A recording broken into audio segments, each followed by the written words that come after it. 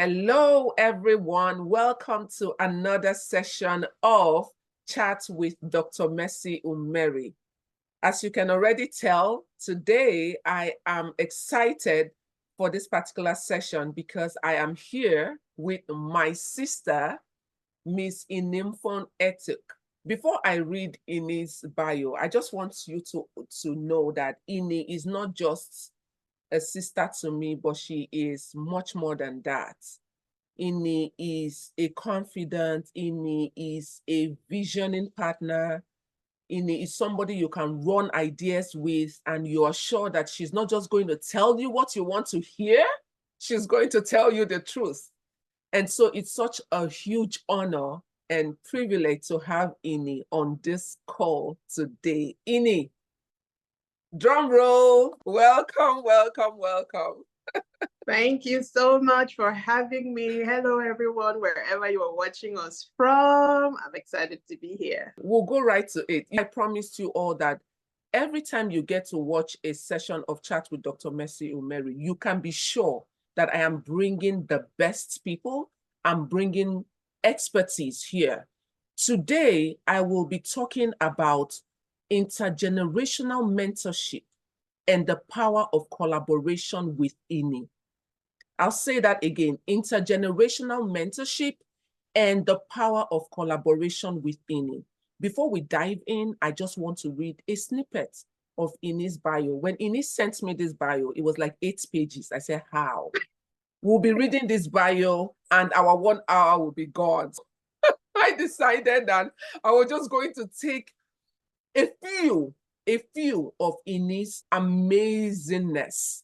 But you can always catch up with Ini on the She Forum Africa website.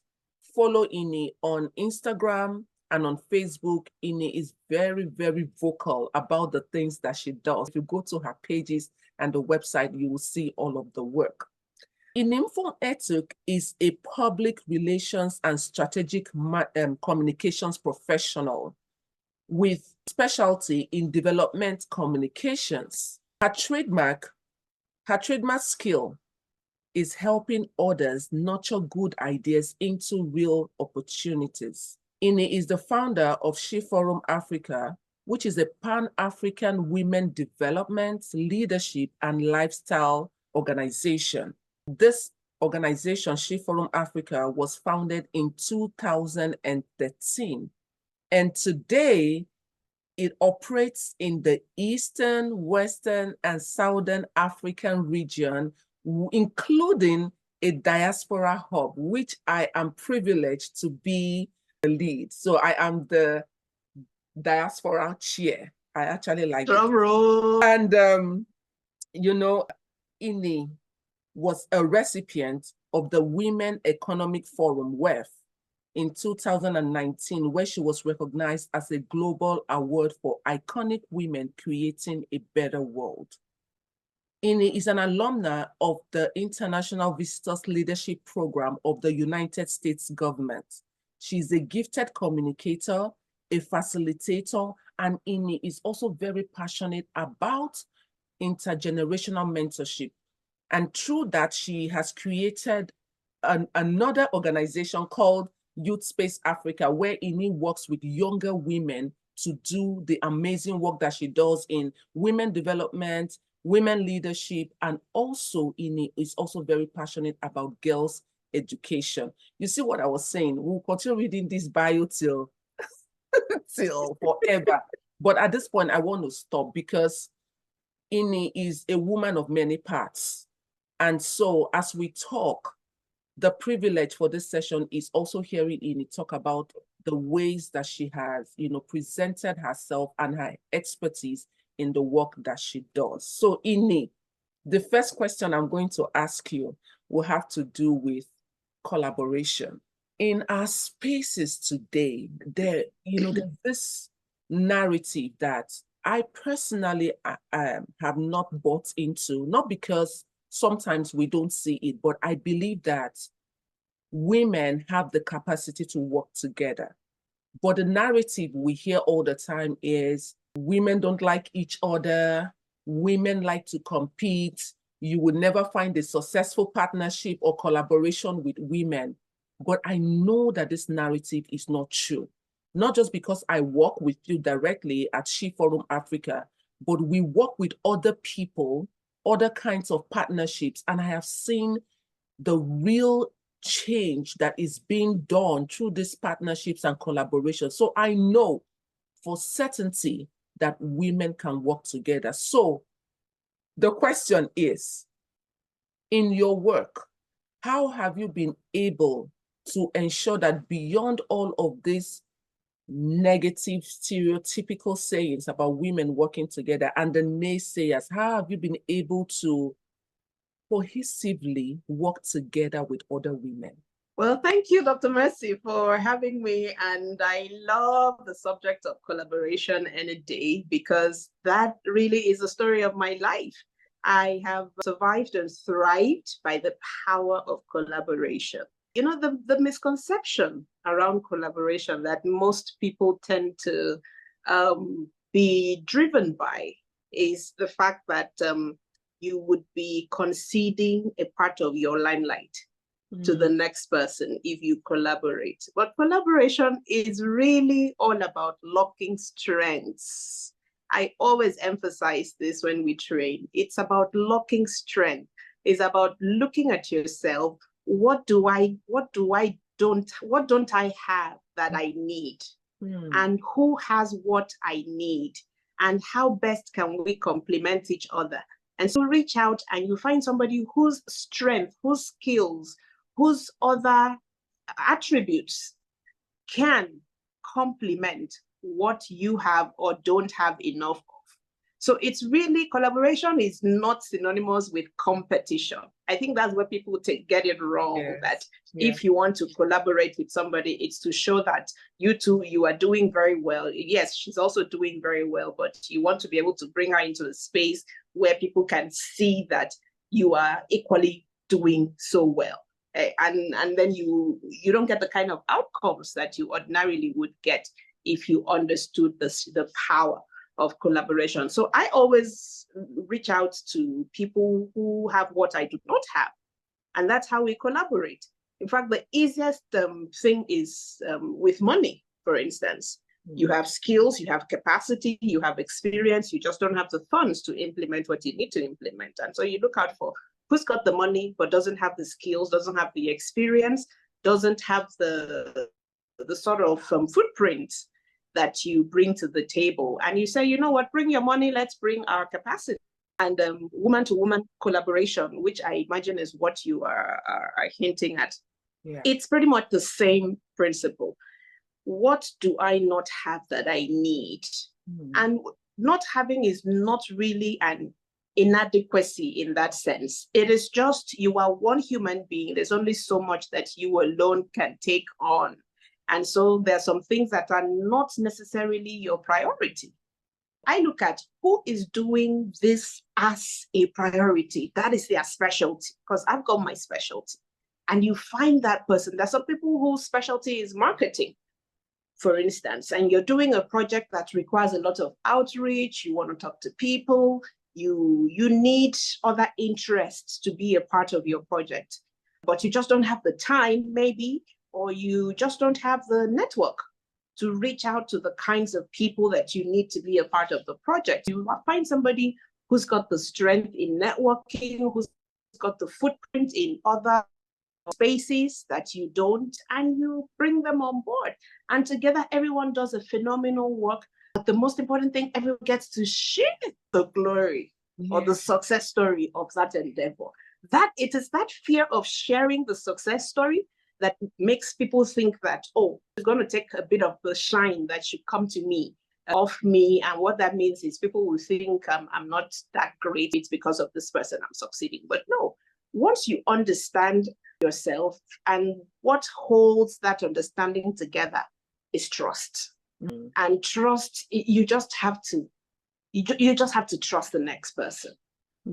Not trust like your life secrets. There's nothing wrong with trusting them with your life secrets anyway, but trust that They too mean well. Yeah. They too want the best out of the effort. They too want to grow. They too want to be to put forward the best version of themselves. That type of trust, and do so willingly and unconditionally. Just like we say in love and in relationships, but you trust your partners and your collaborators. Yes. That they too want the best out of this, because it's a win-win. If the effort succeeds, everyone benefits, everyone shines, everyone stands a chance of winning together. That's my take on collaboration. And I like to emphasize again, collaboration is really about locking strengths, not differences. Yes. Oh my. As you were talking, I was just taking notes. You're a professor, so you like to take notes. No, I was just taking notes because you were just spitting out very important points. I like what you said about collaboration being about locking strengths. Who has what I need, and how can we complement each other? Collaboration is about complementing each other's strengths, right? Yes. And what do I not have? That's another thing. Because if you recognize that you're just one person with limited capabilities, and time and resources, you have to leverage on other people if you're going to make real change, because that's the truth. Absolutely. Yep. That is one of the things you did when you expanded She Forum last year. You are one person trying to reach 54 countries in Africa. Exactly. Even if I was the king of Africa, if there is such a thing. There's an extent to which you can go, and what you did was, in practical terms now, was to reach out to people in different regions and say, how can we work together to continue to push the vision and the mission of She Forum Africa? And it's just amazing. It has been transformational. We've not even unleashed the vision yet, but just the feeling of going down that road and just feeling everybody's energy from where they are, right in their backyards. It's amazing. That's the whole point. Right. What would you say a young person? I know that in the development space, there are lots of people who have passion about the work. You want to change the world.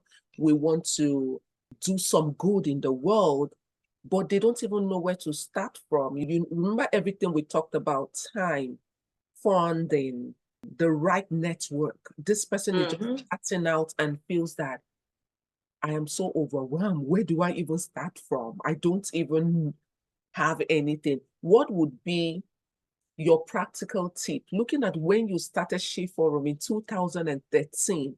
What were the things that worked for you to grow to the level where you have now expanded into regions? What advice would you give maybe to your younger 2013 Ini?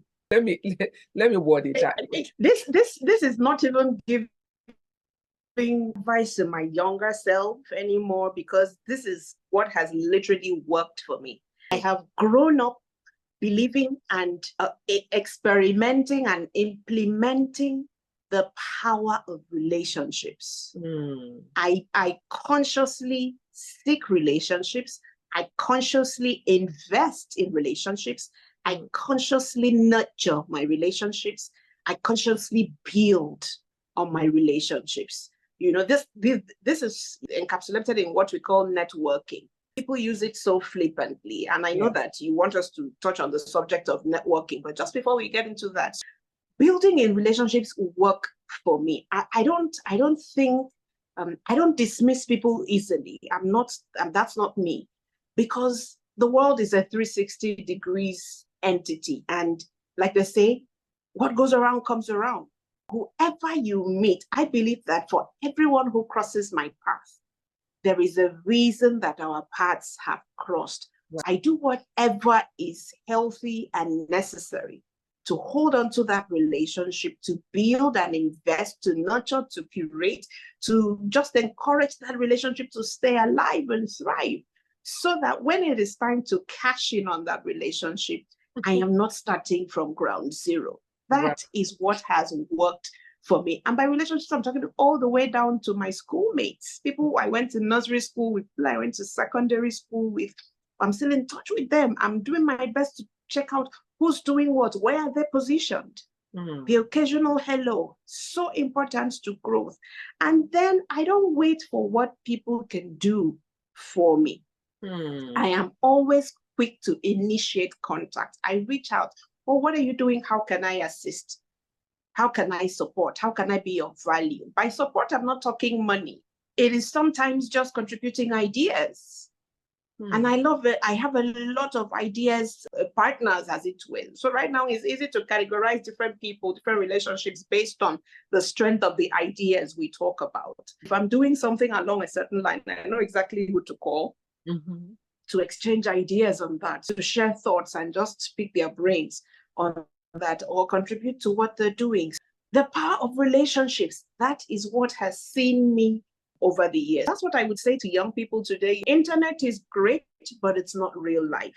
As much as we're building and making those connections and followerships and links online, we should remember that the real world exists, and we should learn to curate and nurture the real world relationships. Because at the end of the day, that's what's going to matter. That's what's going to count. That's what's going to come to our rescue when it's time to cash in on it. Wow. I promised I was not going to go academic here, but as you were talking about relationships, what came to my mind was social capital. Social capital.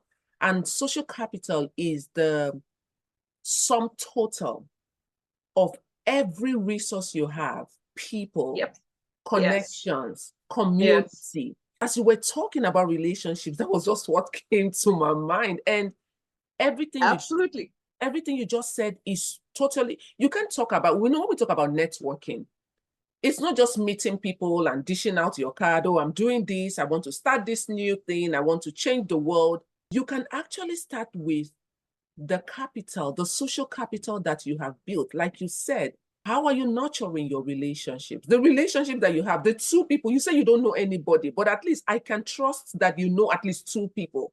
The two people in your life, how have you continued to nurture that relationship? How have you continued to encourage that relationship? Like you said, you don't call, you don't text, nothing. But when a need comes, you think those people will just be there willingly to give up their time and their resources when you have not, like we said, it's a capital. You have not invested into that capital.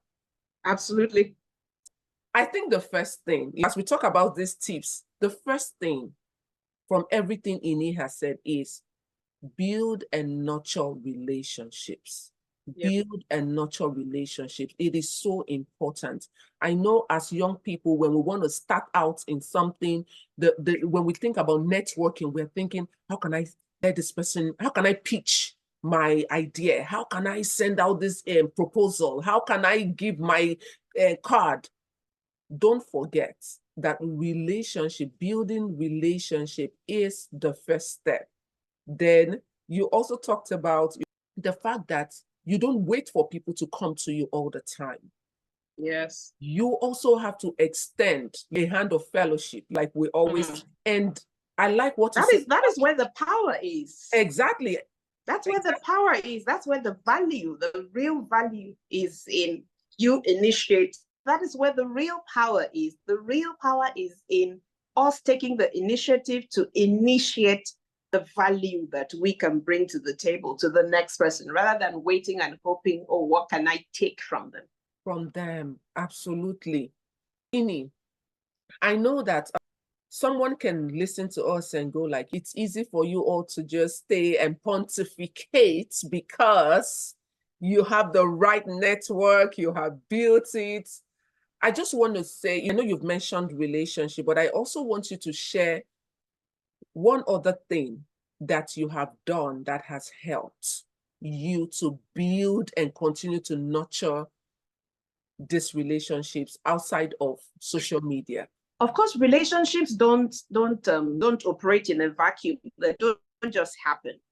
Contact is initiated at some point. Maybe you met somebody in the market, in a vehicle, something. There is always that initial, what kind of relationship can this possibly be? And then you build on that. But what I have done over the years is I do my homework. A lot of people, and I think maybe this is a great time to introduce the subject of networking. Can we jump into that? Yes. Awesome. Let me go back to the word itself, networking, because people use it casually a lot. But take a moment, pause, look at the individual words that make up that compound word. Network. There is a net and there is work. Networking really begins with casting your net. This is literally the net we use as a fishing net. I told you all Inni was coming with her A game. Don't lose me here. Stay put and listen, because I'm also taking notes. Now I actually have a dedicated training session on networking. You see? That is how serious business this is. Yes. Networking, you look at the two individual words. There is the net and there is the work. The net there actually refers to the fishing net, the net that a fisherman uses in the open sea. Goes through the motions of fishing. He gets into his boat, goes into the open sea, and he casts that net, right? Yeah. Then the net sinks into the water, and then it catches all kinds of things, tilapia, catfish, whatever the names of the fishes, it catches them, different sizes, by the way. The big ones, small ones, building grass, it catches empty rubber bottles that was floating through the course of the water wherever the net touched. And then the fisherman pushes it, he holds the edges, brings it all in, and secures his net, and then hoists it onto the boat. Technically, that's what happens, right? And then he goes back to the shore and then empties his net.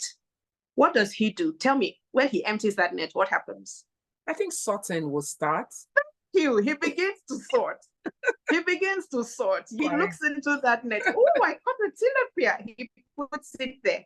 Mind you, the treatment that you have. So he begins to sort and he looks into his net. Oh, I caught a tilapia. Oh, I caught a catfish. Oh, there is a shrimp. He removes all the shrimps, puts them in one little corner. He picks up the tilapia. Tilapia is a really scaly fish. And what you do with the tilapia is different from what you do with the catfish, where you just cut off the thingy, the whiskers or whatever, and put it. And then even the water treatment is different. But the tilapia, you then have to spend time to descale. He will descale. Long and short, each fish goes through a different type of treatment that is commensurate with the nature of that fish. Wow. That is our net. Wow. Don't forget, we're talking about net work. He's done the net, which is the fishing. Now he's putting in the work to treat the different elements of the fishes that he caught in his net. Wow. That is networking in real life. Wow.